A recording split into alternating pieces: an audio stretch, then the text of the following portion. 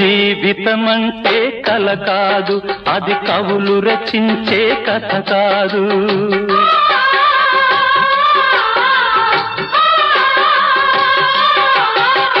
జీవితమంటే కల కాదు, అది కవులు రచించే కథ కాదు.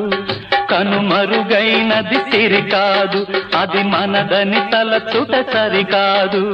కుడి ఎడమైతే పొరపాటు లేదను నానుడి సత్యం కాదు, ఇది అందరికి అర్థం కాదు. ఓ